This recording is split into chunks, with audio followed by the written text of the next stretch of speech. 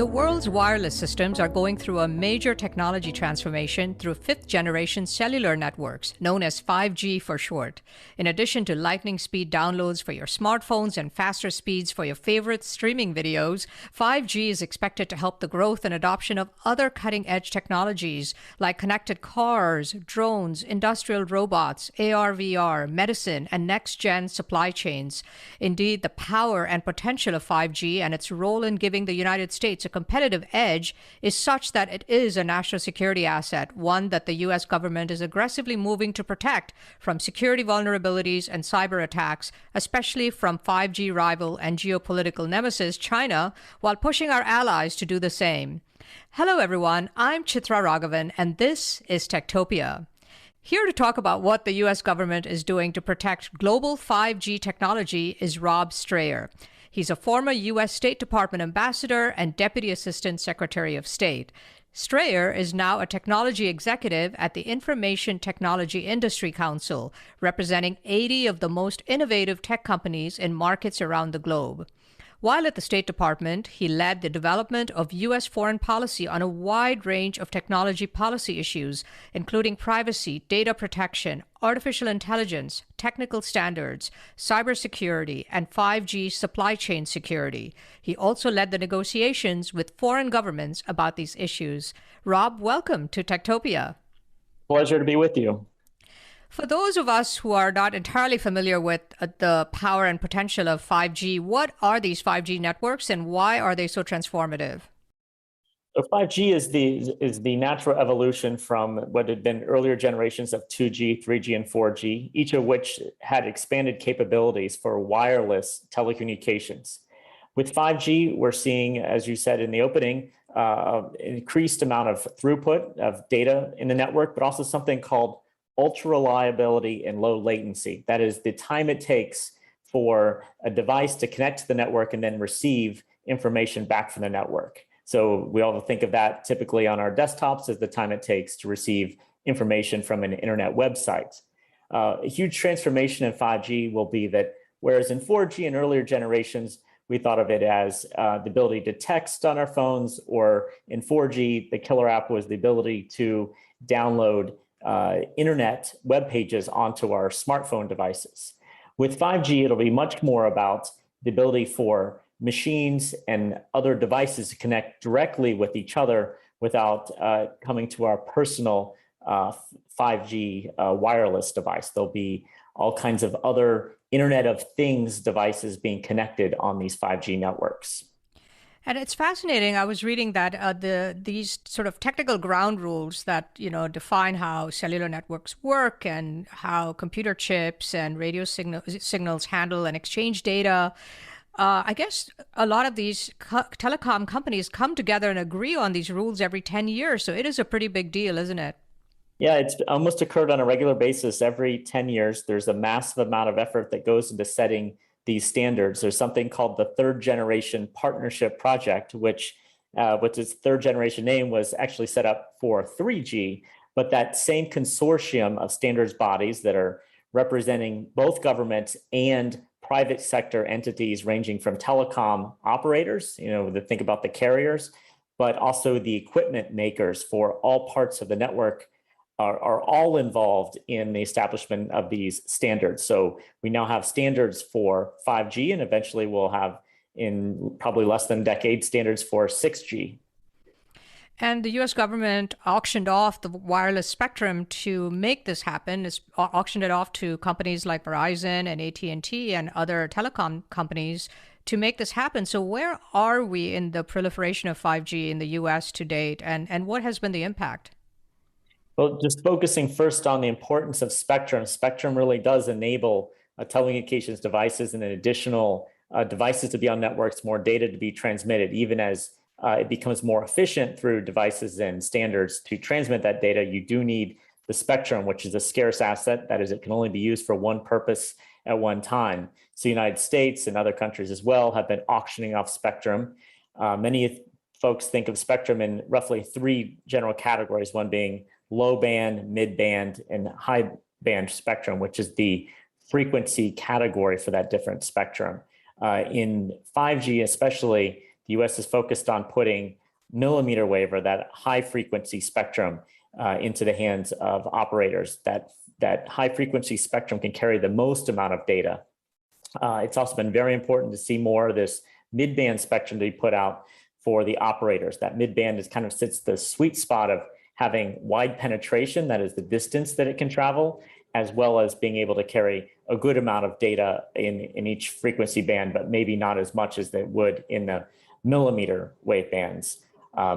As far as their deployments, the major telecom operators in the United States are in the process of deploying. They've all hit dozens of cities with 5G ready baseband units, that is the towers and the infrastructure that's on them to transmit 5G frequency to wireless devices, including our handheld devices that in many cases now are able to receive that millimeter wave or special frequency bands that are associated with 5G. So the rollout is continuing in the US, and it's going to continue for several years more.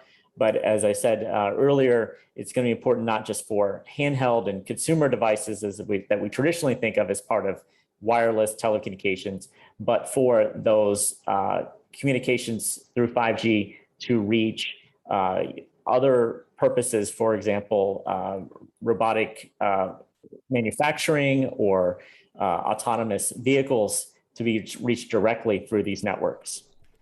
And you mentioned other countries. It's amazing. This is not just a US phenomenon, right? This is a global technology transformation with all these countries rolling out this technology. It's fascinating. And you've been sort of in the forefront of watching that evolve. Tell us what that's been like. Yeah, I had a remarkable opportunity while I was at the State Department to be part of discussions with other countries about the promise of 5G, its great transformative potential, as they all seek to gain economically.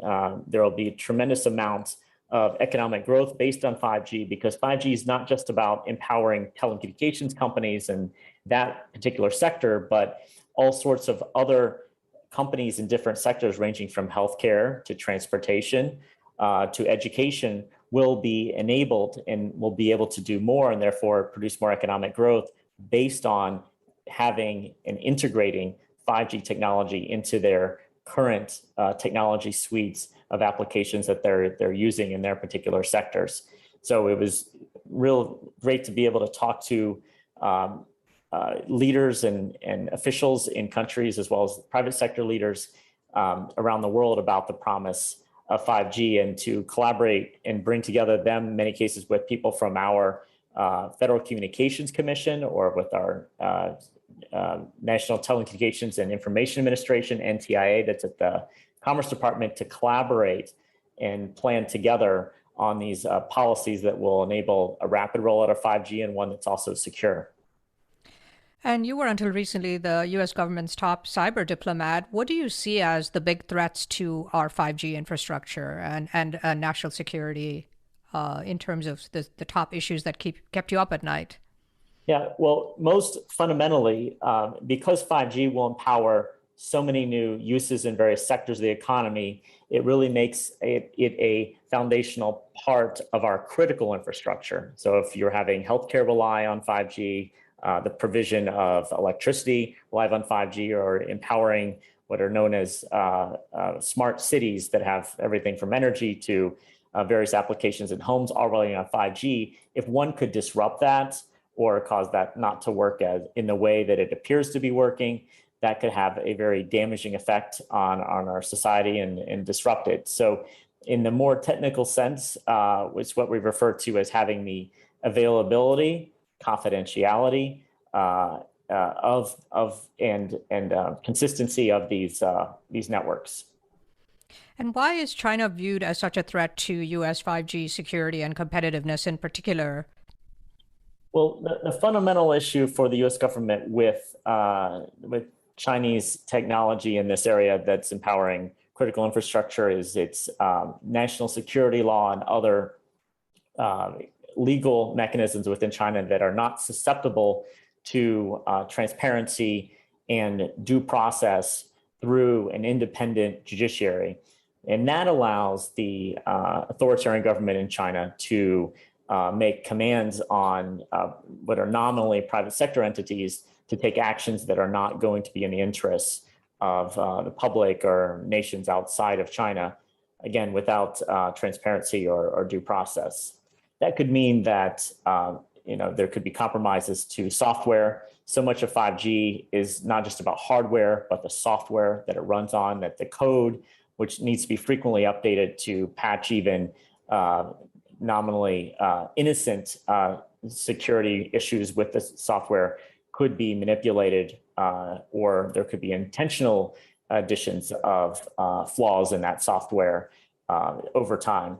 So it's really important that you have trustworthy companies and a trustworthy relationship with a government that's involved in 5G technology. So the Trump administration had embarked on a really big campaign to improve security communication standards, and a large part of that campaign on the home front and globally involved banning Huawei, the Chinese telecom giant, and of course ZTE Corporation and other Chinese companies from its 5G platforms. What were some of those measures, and have they worked? So the U.S. government did undertake a campaign domestically to protect its telecommunications infrastructure. That was largely led by the Federal Communications Commission. It initially prohibited the use of what is called the Universal Service Fund, that is public money that's set up to help subsidize the rollout of telecommunications to rural or underserved areas.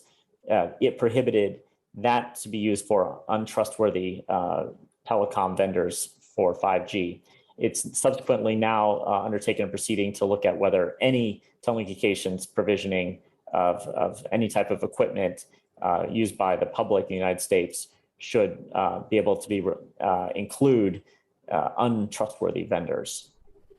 And on the international front, too, the U.S. government has been convincing our allies not to use equipment from Huawei or ZTE. And there were mixed results at first, right? What were some of the obstacles to that persuasion campaign? Yeah, that was what I was fundamentally involved in while I was at the State Department. And we started a campaign in 2018 to start educating our partners about the fundamental importance of 5G and that it needed to be secure in ways that they may not have considered previously. At first, there were issues with or concerns in some cases raised about the low price coming from some of the Chinese vendors that had been considered to be lower than the equipment coming from the two dominant Nordic vendors, which are Sweden's Ericsson and Finland's Nokia.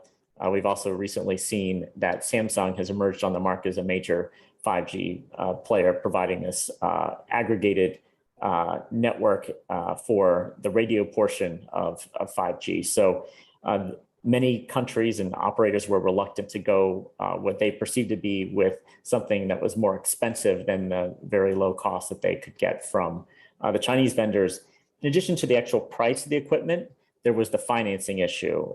In many cases, there were very low interest loans provided to help facilitate the sales of this telecom equipment.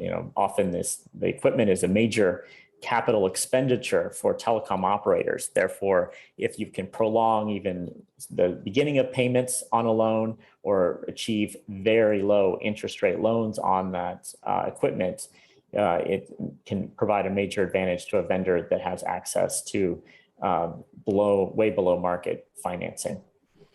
But last June, I guess it was, Britain said it would bar Huawei and ZTE from its 5G wireless networks, and it sort of seems to be part of this gradual but steady global push away from Chinese equipment, and it was considered a pretty big loss for China. What were some of the factors that went into Britain's decision, and what did that mean for the U.S. in terms of its campaign to convince other countries to listen to its advice, not to go with the Chinese companies?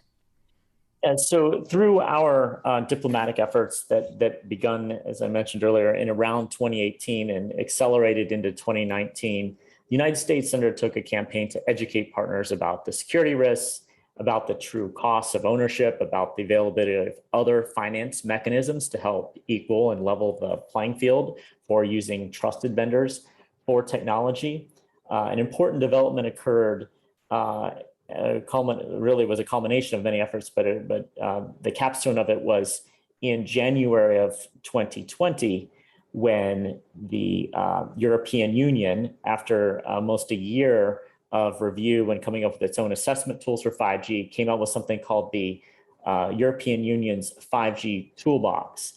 And within that review process, it established that there, of course, needs to be very technical measures for protecting 5G technology, but also something known as non-technical or strategic measures to protect the technology and the availability for both businesses and consumers to trusted communications.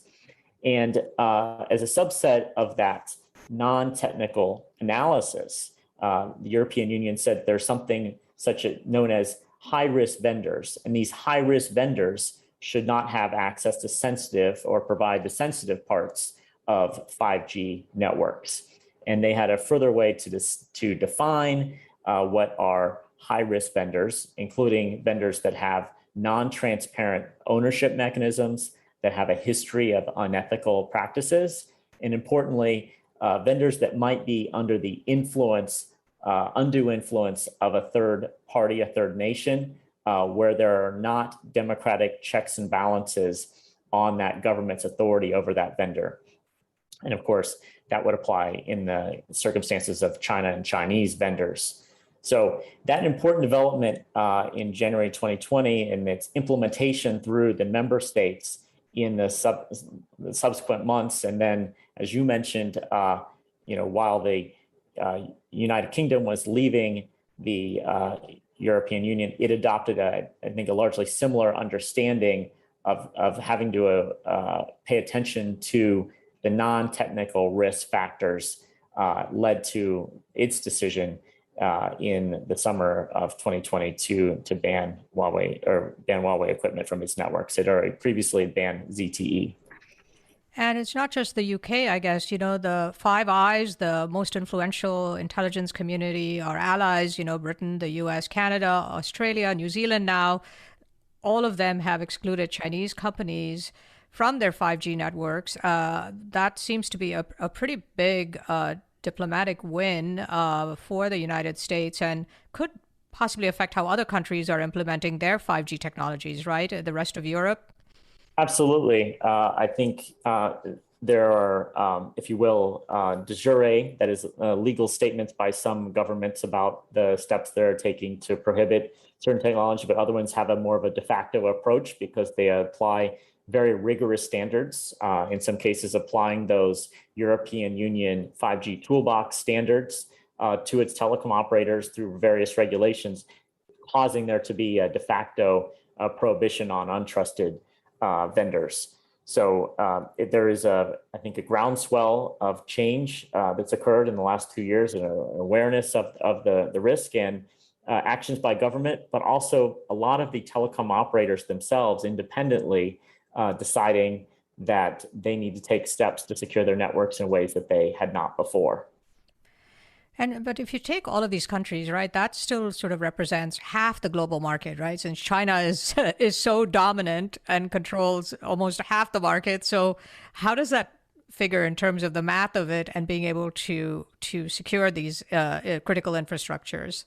That's a very good point. It is the countries that we've been talking about that are moving most quickly to deploy 5G in their domestic markets. The rest of the world is looking at improving their 3G and 4G networks, and then eventually having 5G networks. That will be an important area of focus, policy focus and diplomatic focus for the United States and other countries in the coming years. In those markets in particular, price will be a very influential factor in the telecom operators' decisions, in part because price is so much more important to the ability of consumers to even have a wireless device in many of those developing markets. For that reason, the financing is going to be really important. The United States has made steps to make its financing available in partnership sometimes with other countries through its what is called the Export-Import Bank or the Development Finance Corporation, which is two financing institutions that are funded by the U.S. government in order to help allow U.S. exports to have an advantage, or at least a fair playing field in various developing world markets. I read this fascinating story in May about, this U.S.-backed consortium that beat China in this multi-billion-dollar telecom auction in Ethiopia to build its 5G network. And this consortium and this U.S. Government had actually set up a whole financing agency to help finance some of these, Ethiopia to actually be able to pay for the more expensive technology, non-Chinese technology. And it just seemed like a really interesting look at sort of how this is all playing out. Tell us a little bit about that story and what that consortium was, what this financing agency was that was set up, and how it all worked out. Yeah, each of these cases in developing world markets might be a little different, but in this one in particular, in Ethiopia, there was a tender, that is an offer by the government for a particular segment of spectrum, and the ability for the winning bidder to then deploy a network using that spectrum. The U.S., along with other countries and private sector entities, put a bid together. The U.S. financing agency here was the Development Finance Corporation, which is used to fund projects in the developing world that help expand infrastructure and can be used for other purposes as well. They worked with the United Kingdom headquartered company Vodafone to put a bid together, and as well as a number of other entities that were also part of the proposal because they were providing equipment to it. But that is the Development Finance Corporation, ended up putting forward the ability to borrow $500 million for this consortium to establish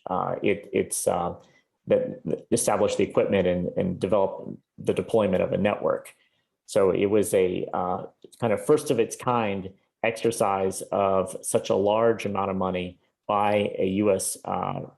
taxpayer funded financial institution to help win one of these contracts or tender offers in a developing world country. There's been other work to establish limited parts of networks or to provide some information technology in the past, but this was a major undertaking for the United States to work with these partners. And it's worth mentioning too that in any one of these networks, although Vodafone is United Kingdom headquartered and is the operator, the equipment that goes into a 5G or 4G or even 3G network is dominated largely by US-based technology, from the routing provided by companies like Juniper or Cisco, to the companies that provide the semiconductors, and to a wide variety of other companies that are involved in the design of the software that goes into these systems. And it was kind of interesting that in this case in Ethiopia, that the loser was a South African bidder, MTN Group, which was backed by a Chinese investor. So you kind of see this geopolitical drama unfolding around this whole 5G infrastructure story. It's really interesting. Yeah, it certainly is. It certainly is a global play, because in technology you need scale. So the companies that come together to provide these tender offers to seek to build networks can't do it just for one country, and can't just be indigenously created for that one market. They need the scale of having hundreds of millions, if not billions, potentially of users to help pay for the costs of the research and development and the manufacturing of the most cutting edge of equipment. So that necessarily means that when you look at even one country like Ethiopia, you're going to have a consortium of equipment players, of finance companies, of operators that are global in nature. I mean, the U.S. is going to have to continue to be nimble in this area, right? I mean, I think this whole 5G story on its own is incredibly important, but even symbolically, you've seen on your own as a diplomat, and I've been reading, and others have been reading about how China and Russia and even Middle Eastern countries are moving into, offering all these low interest loans, and, all this money is being poured into Africa and Latin America in order to build that new layer of influence in the region, in these regions. And so I guess the US is going to have to be really alert to more of these types of deals that may be taking place that could shift that geopolitical influence, right? Absolutely. And if you look at helping provide financing versus providing direct grants, the financing will be repaid at some point and at a sometimes slightly concessionary interest rate.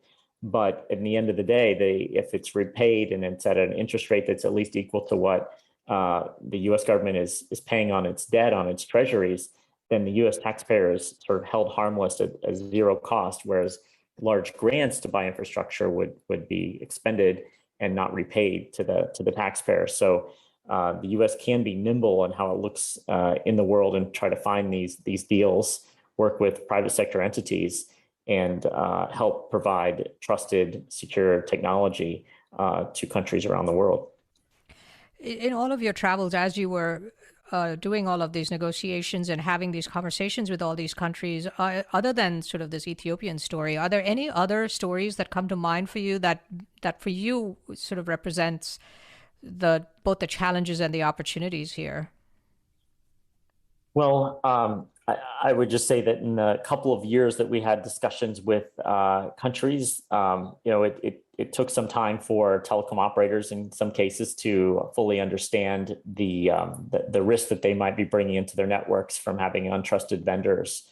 So that kind of iterative dialogue between the United States and other governments, and then their governments and their private sector, played out over many months, if not years.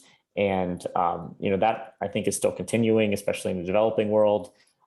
So it's a long-term process. I don't have a great example of something culminating in the kind of decision that happened in Ethiopia, but I anticipate there'll be more of those on a smaller scale basis where there might be upgrades to networks that are not as sweeping as the availability of a whole spectrum band for an entirely new network. Other than 5G, 5G is just an example of this incredible global technology revolution that's taking place. You see it as you've seen it as a former ambassador. I see it in my day-to-day work in the technology space. How is the U.S. government and State Department, other agencies, how are they gearing up for this technology revolution in terms of staffing and education and had resources? Because, as you know, things are changing virtually every day in the realm of technology and particularly cybersecurity. It seems like it's going to require this massive transformation in the US government in terms of personnel and expertise and focus. I mean, how's the government doing? That's a tremendous insight. Absolutely. They need the folks that have those skills that can understand technology policy, especially as you look at the geopolitics behind this. The data that's created from any type of technology, not just 5G, is going to be something that's more and more important for the national interests of the United States and for the national interests of other countries. It's going to be present in discussions about national security. It's going to be present in discussions about economic success. And it'll be very important to discussions about trade and trade agreements. There's been recently, in just the last few weeks, more discussion that even if the United States doesn't join something like the Comprehensive Trans-Pacific Partnership, that you could still do an agreement that's broad with a number of Asian countries about digital partnership and digital cooperation. So setting rules about free flows of data, about the deployment of technology across borders, and about artificial intelligence. So that will be an area that you need skilled diplomats, skilled technical people who understand incentive structures, that the need for scale, the way that technology is designed, developed, and manufactured across borders. That's just going to be a really important part to the government helping the private sector in the partnership arrangement achieve success. So I completely agree with that insight that the United States needs to continue to move that direction. We'll say that's something that's begun. I know the State Department is looking at creating a cyber and emerging technologies bureau that is their kind of the functional level. They have these bureaus that work on policy. Other parts of the government are looking at building a more robust entities to look at things like semiconductor and providing semiconductor grants. So it will be really a growth area for the government to be able to partner with the private sector on these important international issues. Well, a lot of the energy will have to come from younger engineers, younger generation of talent coming into the U.S. government. I mean, technology is moving at lightning speed, and the all governments move incredibly slowly. And there's such a demand for talented engineers in Silicon Valley that it's and how do you compete with the kinds of salaries and perks and all of these things that the tech sector can offer talented engineers? I mean, how do you attract top talent to the U.S. government to help it keep up with and combat these incredible threats that we're confronting daily? Yeah, that's a great point. It is a tremendous challenge that there's no easy answer to. I think at the first level is just thinking about the supply of, as you said, engineers and those that are conversant in technology. That is, how does the government and the private sector can work together on the education side, everywhere from the K to 12 on STEM education, and then into universities about producing more talented individuals in this sector, because that will benefit the private sector, of course, but also the addition of individuals that are skilled in this area will make them available for the government. Government will probably never be able to pay the same amount as the private sector or provide the same level of overall compensation, but there is the mission of working for the United States that hopefully appeals to young people in the future. And as we increase the pool of people that are in this space, hopefully there's a certain percentage that will want to still go and work in the government on this, at least for some period of time in their careers. Going back to the 5G issue, where is the Biden administration and its stance on 5G and its negotiations with countries compared to the Trump administration, both in the level of importance it's attaching to this issue and the way in which it's conducting those conversations? It appears that the Biden administration is carrying forward in a similar manner as the Trump administration had on 5G policy. It's made it an important part of the summits, for example, with Japan and with South Korea in recent months. There were outcomes of working together on 5G in both the statements that culminated at the conclusion of both the Moon Summit and the Abe summits. So I think there's a strong indication that it's at the highest levels of the National Security Council and National Economic Council in the Biden administration to focus on 5G and technology policy. So I think there's a great degree of continuity. Do you have any closing thoughts on where you see 5G heading in terms of adoption and speed and global cooperation on some of these big security issues in coming months and years? Yeah, I think that we're going to see the continued deployment of these networks, which initially will be things that we see showing up on our phones, is the ability to have the level of 5G transmissions in the bandwidth and the low latency.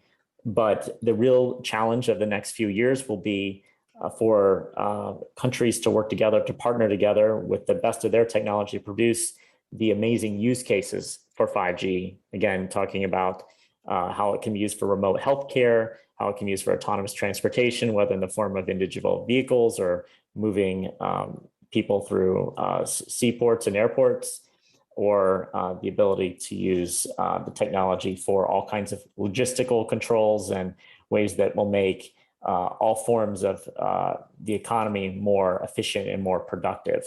So those applications are the next stage of focus for 5G. It's really the things that will be enabled when they talk about the Internet of Things environment. The transition from, say, a 4G network might have meant there were thousands of devices connected per square mile. With 5G, it will be millions of devices that could be connected per square mile. That means there could be sensors on all kinds of things and on people as well. So the future is very bright for the potential to see 5G empowering so many more applications than we've even dreamed about today. That's amazing. Rob, thank you so much for joining me on Techtopia and for this fascinating conversation. It's been a great pleasure to be with you. Thanks again for having me. Robe Strayer is a former U.S. State Department ambassador and Deputy Assistant Secretary of State. He is now a technology executive at the Information Technology Industry Council, representing 80 of the most innovative tech companies in markets around the globe. While at the State Department, Strayer led the development of U.S. foreign policy on a wide range of technology policy issues, including privacy, data protection, artificial intelligence, technical standards, cybersecurity, and 5G supply chain security. He also led the negotiations with foreign governments about these issues. This is Techtopia. I'm Chitra Ragavan. Techtopia is a podcast from Good Story, an advisory firm helping technology startups with brand strategy, positioning, and narrative. Our producer is Jeremy Kaur, founder and CEO of Executive Podcasting Solutions, with production assistance from Kate Cruz. Our creative advisor is Adi Wineland, and our research and logistics lead is Sarah Muller. Don't forget to subscribe to the show on Apple Podcasts or your preferred podcast platform. And if you like the show, please rate it 5 stars, leave a review, and do recommend it to your friends, family, and colleagues. For questions, comments, and transcripts, please visit our website at goodstory.io or send us an email at podcast@goodstory.io. Join us next week for another episode of Techtopia. I'll see you then.